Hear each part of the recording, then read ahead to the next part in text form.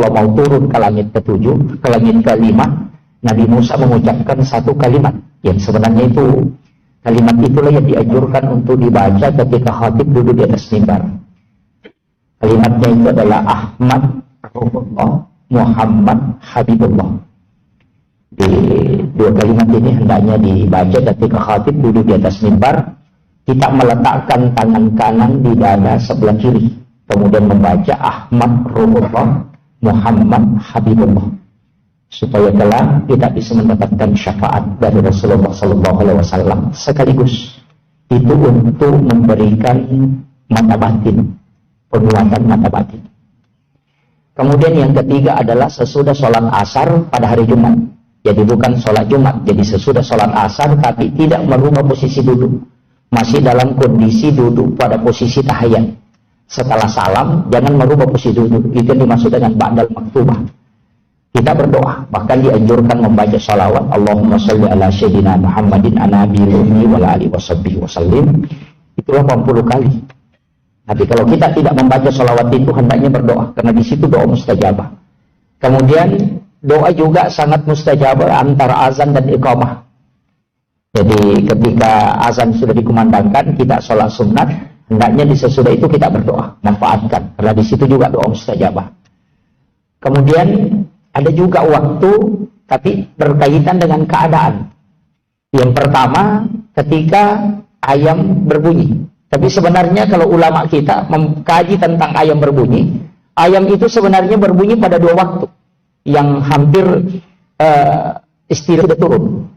Dan sudah diteliti di Amerika bahwa lensa mata ayam itu bisa melihat lensa putih.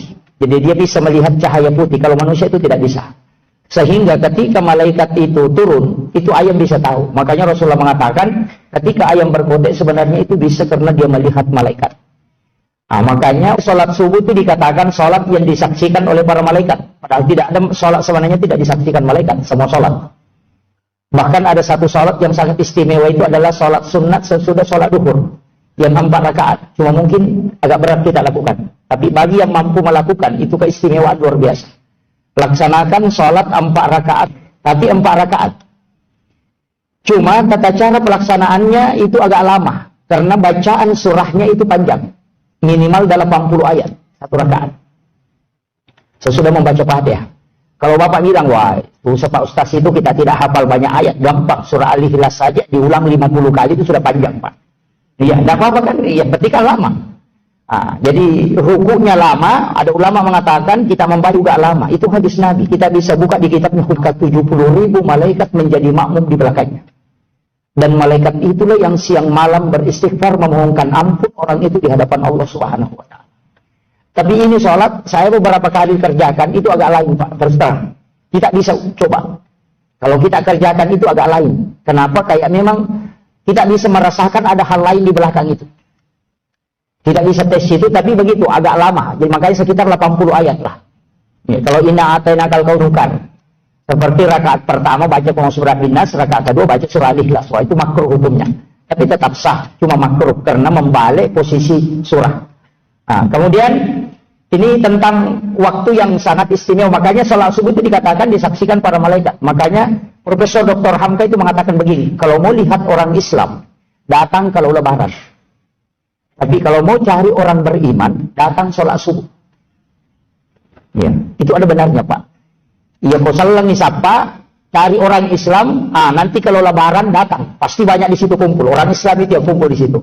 Tapi kalau orang beriman, sholat subuh. Nah, ini, iya, makanya orang lebaran itu biasa duduk di depan, Pak, pakai baju baru tapi tidak puasa. Itu besar-besar juga takbirnya Allahu Akbar, tapi tidak apa-apa lah.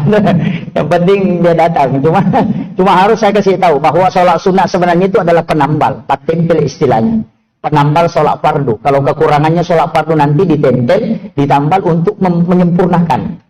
Makanya orang yang sholat sunnah tapi tidak sholat fardu, ada penambalnya tapi tidak ada yang bisa ditambal. Itu yang stres nanti dari kemudian itu. Bawa penambal tapi tidak ada yang bisa ditambal. Makanya lebih mending itu yang sholat fardu tidak sholat sunnah daripada yang punya sholat sunnah tapi tidak sholat fardu. Nanti stres dari kemudian. Selalu bawa penambal tapi tidak ada yang bisa ditambal. Nah, itu ini makanya kerjakan sholatnya. Kemudian itu tadi keadaan. Kemudian yang kedua, di ketika hujan turun, itu juga. Nah, makanya untuk saya ingat pada malam ini, nanti di bulan 4, ini kan sudah dekat. Maret ini sudah tanggal 20 lebih. Nanti bulan April, pas masuk 1 April, kalau dalam hadis itu disebut dengan bulan Nisan. Nisan itu bulan April, jadi bukan bulan Hijriahnya, tapi Miladiah. Jadi kita pakai bulan Aprilnya. Jadi nanti bulan April kalau turun hujan, itu tak ada langsung air hujannya. Itu air hujan di bulan 4 itu Pak obat. Disebut di dalam hadis itu air Al-Quran. Saya setiap tahun itu bikin. Tahun kemarin di Wamena, itu hujan. Saya doakan air itu hampir 1 drum. Karena jamaah juga kumpul. Saya sudah ajarkan doanya, tapi dia tetap bawa. Saya bilang ini juga susahnya penceramah. Kita sudah kasih tahu caranya, tapi masih tidak yakin dengan doanya, makanya bawa kita. Saya bilang, wah saya stres ini. Jadi mulai jam 1 itu saya doakan jam 1 malam. Itu pas imsak baru selesai. Jadi itu air hujan langsung ditada dari langit, tidak menggunakan perantara, menggunakan wadah yang tidak pernah dipakai. Kemudian itu didoakan, membacakan suratul Fatihah 70 kali, surah Al-Ikhlas, Al-Falaq, An-Nas, Al-Kafirun masing-masing 70 kali. Kemudian ayat kursi 70 kali. Jadi itu dibacakan harus bersuara, tapi tidak boleh ada suara yang masuk. Jadi itu memang harus tengah malam. Ketika orang semua diam, kita masuk ke kamar, sholat sunnah hajat, kemudian doakan. Itu yang disebut dengan air Al-Quran. Rasulullah mengatakan siapa yang berobat dengan air Al-Quran dan tidak bisa sembuh, maka tidak ada dokter yang bisa menyembuhkan penyakitnya. Orang yang mandul, tidak punya keturunan, itu bisa melahirkan dengan air Al-Quran. Dan itu banyak terbukti. Cuma air ini datangnya di bulan 4. Jadi hanya bulan 4 air hujan di bulan 4. Jadi ditada langsung dari langit kemudian dibacakan. Kalau sudah dibacakan itu kentara Pak. Kalau dia tidak berubah dari warna kuning keruh, berarti Fatihahnya yang kurang. Kalau dia kayak ada sampah di dalam, itu kayak bergelembung, berarti surah Al-Ikhlasnya yang kurang. Itu bisa ditahu. Tapi kalau sudah dibacakan, itu lebih jernih daripada air Aqua. Kalau disimpan sampai 10 tahun itu tidak berlumut. Itu keistimewaannya air Al-Quran Pak. Itu orang biasa jual mahal sekali. 1 botol kecil itu biasa dijual 50 juta. Dia mengatakan air zikir, tapi orang tidak tahu bahwa itu adalah air hujan. Makanya saya kasih tahu caranya. Nanti jamaah tinggal menada air, kemudian doakan sendiri, jangan bawa ke rumahnya. Pak Ustaz, terus nanti tasnya lagi tuh disuruh. Iya, hanya kita yang bikin. Makanya saya kasih tahu suratul Fatihah 70 kali, dan itu hanya 1 kali duduk, tidak boleh 2 kali. Jadi memang sekali didoakan. Jadi Fatihah 70 kali, surah Al-Ikhlas 70 kali, Al-Falaq 70 kali, surah An-Nas 70 kali, ayat kursi 70 kali, dan surah Al-Kafirun 70 kali. Itu didoakan. Jadi masing-masing 70. Jadi kalau didoakan itu sekitar 4 jam. Jadi setiap selesai 1 surah itu ditiup ke air. Dan ketika ada orang tidak punya keturunan, kata Nabi, suruh dia minum selama 7 hari. Jadi setiap pagi dan sore dia minum. Kalau dia bermimpi melihat ada anak perempuan datang, maka suruh cari anak perempuan dia pelihara, baru dikasih keturunan. Kalau dia bermimpi melihat anak laki-laki, maka cari anak laki-laki suruh dia pelihara, baru dikasih keturunan. Tapi kalau bermimpi melihat dia hamil, kemudian hilang, berarti itu sudah ditakdirkan memang tidak bisa punya keturunan. Itu isyarat. Orang yang punya penyakit yang tidak bisa disembuhkan pakai itu. Karena itu air hujan, air terakhir kalau kita mau jadikan sebagai obat. Oh ini tinggal 5 menit ini. Ini sudah 20 ini. Mestinya saya sudah berhenti, tapi tadi saya dikasih tahu, kasih cukup Pak Ustaz 20 menit, jangan 15 menit. Jadi saya tambah sedikit. Makanya tentang masalah doa itu penting Pak. Tapi ada juga, ini keadaan lagi. Ketika kita membuka pintu di waktu pagi, kemudian ada kucing ikut di belakang kita, kemudian pas berdiri di garis pintu, tidak keluar. Kemudian dia berdiri di situ, kemudian duduk. Kemudian dia menjilat kaki depannya, kemudian dia usapkan ke mukanya. Oh, itu istimewa sekali Pak. Orang yang menemukan kucing seperti itu, suruh dia berdoa, minta rezeki. Karena kucing tidak akan mengusap mukanya di waktu pagi, kecuali malaikat rahmat dan pembawa rezeki itu datang kepadanya. Itu orang tua dulu pakai istilah, maka dia kumak jenne icuki ilodoko. Kadang mengatakan ketika mengusap mukanya, itu jarang Pak, tapi mungkin pernah. Cuma kalau orang jengkel itu dia tendang kucing, bapak kalian itu. Kan begitu. Padahal itu istimewa sekali. Abu Hurairah itu sebenarnya namanya kan Abdurrahman bin Sahar. Kucingnya itu ada 240. Jadi belum ada pemelihara kucing di Sorong ini Pak, 240 kucingnya. Abdurrahman bin Sahar itu punya kucing 200 lebih. Dan dia pelihara sendiri. Dan ketika Rasulullah tanya, apa yang kau berikan makan atau tidak? Mengatakan, saya berikan makan ya Rasulullah. Saya cukupkan kebutuhan makannya ya Rasulullah. Kemudian Rasulullah mengatakan, beritahu dia, Ketika kucingmu di waktu pagi kau membuka pintu, kemudian dia duduk pas di depan pintu, garis pintu itu, kemudian dia mengusap mukanya, maka berdoalah.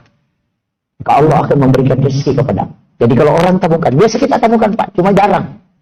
Ya. Biasa kita temukan itu, tapi jarang kita gunakan. Nah, itu waktu yang paling bagus untuk berdoa.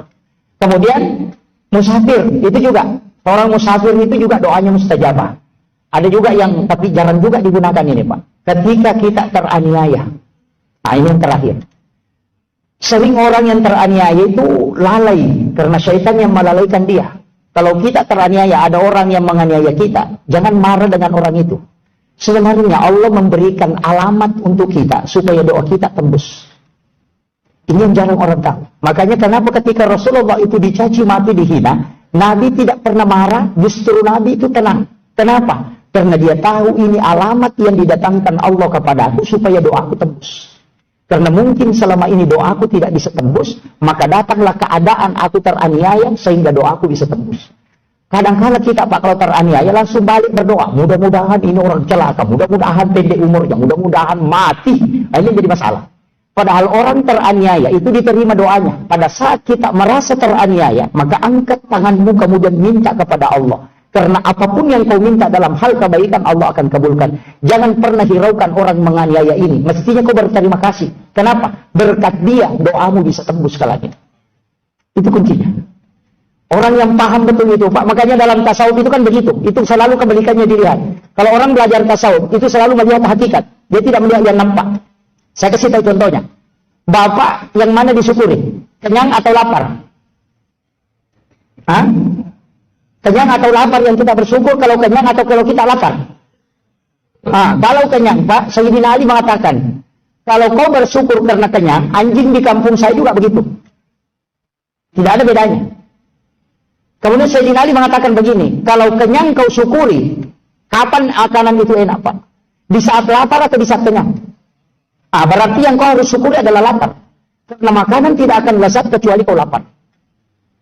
Yang kau harus syukuri adalah haus. Karena tidak akan nikmat air putih ketika engkau tidak haus.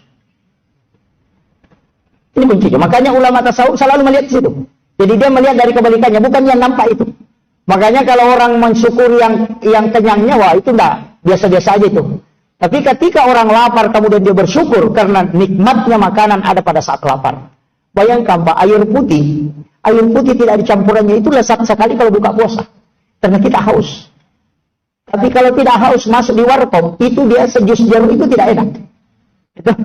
Jus jeruk yang kecut ketika berbuka itu enak sekali. Kenapa? Karena dalam kondisi haus. Makanya ulama mengatakan, syukuri di saat kau lapar dan haus. Karena itulah yang menyebabkan makanan itu akan lezat. Dan minuman itu akan nikmat. Makanya sebenarnya kuncinya di situ Pak. Makanya kalau kenyang baru disyukuri, wah sebenarnya orang yang kenyang baru bersyukur itu sama saja anjing kata Sayyidina Ali. Kalau anjing di kampung saya, kalau lapar makan, kalau kenyang ya bersyukur. Nah, itu juga sama. Makanya inilah hakikat-hakikat penjelasan ulama kita. Tapi nggak usah pusing Pak, ambil sisi baiknya saja. Saya kira ini yang penting saya sampaikan. Penutup satu doa. Nanti subuh insya Allah kita lanjutkan.